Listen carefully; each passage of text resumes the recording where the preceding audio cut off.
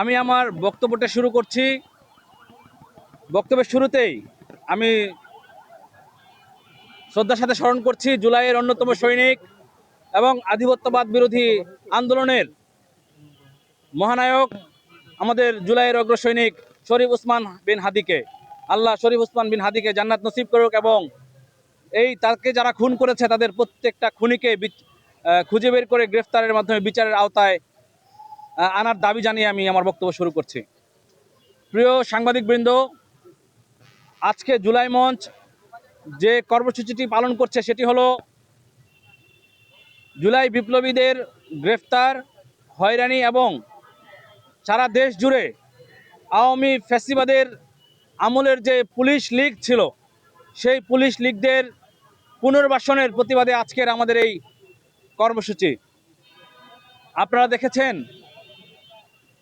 সাম্প্রতিক সময়ে বাংলাদেশে জুলাইকে বা জুলাই অভ্যুত্থানকে, জুলাইয়ের নাম শুনলে মানুষ নাক ছিটকাচ্ছে।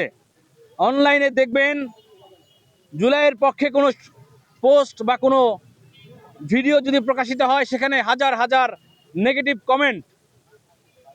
এই নেগেটিভ কমেন্টগুলো সর্বোপরি দেখতে পাচ্ছি যে বিরোধী পক্ষ যেটা আওয়ামী লীগ ফ্যাসিস্ট পতিত ফ্যাসিস্ট সরকারের যারা অনুসারী আছে তারা অনলাইনে এত বেশি অ্যাক্টিভিটি করছে যে বাস্তবিক অর্থে মনে হচ্ছে যেন সারা বাংলাদেশে জুলাই অভ্যুত্থান একটা অপরাধ করা হয়েছিল।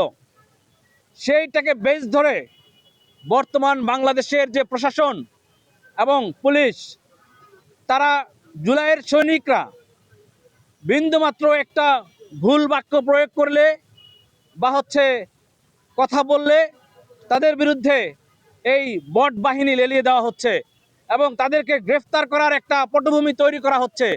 যেই পটভূমি দেখেছি গত পরশুদিন আমাদের হবিগঞ্জের সহযোদ্ধা বৈষম্য বিরোধী ছাত্র আন্দোলনের সদস্য সচিব মাহাদি হাসানের একটা ভুল বক্তব্য এবং সেই বক্তব্যের প্রেক্ষিতে সে কিন্তু ক্ষমাও চেয়েছিল। সেটাকে কেন্দ্র করে তাকে কিন্তু মধ্যরাতে গ্রেফতার করা হয়েছিল। পাশাপাশি আমরা দেখেছি সুরভিকে কয়েকদিন আগে মধ্যরাতে গ্রেফতার করা হয়েছে। আমরা বলতে চাই বাংলাদেশে মধ্যরাতে গ্রেফতার করার আর কোনো নিয়ম বাংলাদেশে থাকা যাবে না। গ্রেফতার করবেন, কোনো সমস্যা নেই। বাংলাদেশের যে কোনো নাগরিককে যদি অপরাধ করে তাকে গ্রেফতারে কোনো বাধা নেই, কিন্তু সেই গ্রেফতার মধ্যরাতে তুলে নেওয়ার মতো যেন আর না হয়। বাংলাদেশে কেউ অপরাধ করলে তাকে গ্রেফতার করবেন, তাকে প্রশাসন মিডিয়ার সাথে নিয়ে এবং তার পরিবারের উপস্থিতি তাকে গ্রেফতার করবেন, কিন্তু মধ্যরাতে বাড়ি ঘেরাও করে তাদেরকে গ্রেফতার করবেন এটা আমরা মেনে নেব না। আমরা দেখতে পাচ্ছি সারা দেশেই জুলাইকে বিতর্কিত করা এবং জুলাই অভ্যুত্থান বাংলাদেশের মানুষের একটা ভুল পদক্ষেপ ছিল, এইরকম এস্টাবলিশমেন্ট করার জন্য একটা প্রচেষ্টা চালাচ্ছে সারা বাংলাদেশ জুড়েই। মিডিয়ায় যারা আগে পতিত ফ্যাসিস্টের অনুসারী ছিল, মিডিয়ায় যারা আপনারা দেখেছেন বিভিন্ন মিডিয়াগুলো যে বাংলাদেশে ছিল হাসিনার আমলে, প্রত্যেকটা মিডিয়াই ছিল শেখ হাসিনার অনুসারী যে আওয়ামী লীগ নেতা এবং ব্যবসায়ীদের কন্ট্রোলে। বেশিরভাগ মিডিয়া ছিল সেই ব্যবসায়ীদের কন্ট্রোলে, যারা শেখ হাসিনার কথায় উঠতো বসতো এবং শেখ হাসিনার পারপাস সার্ভ করতো। সেই মিডিয়াগুলোতেই শুধুমাত্র মানুষগুলো চেঞ্জ হয়েছে, কিন্তু মিডিয়ার অ্যাপ্রোচ আমরা এখনো দেখতে পাচ্ছি অধিকাংশ মিডিয়ার অ্যাপ্রোচ এখনো সেই শেখ হাসিনার আমলের বৈধতা উৎপাদনের কাজ করছে।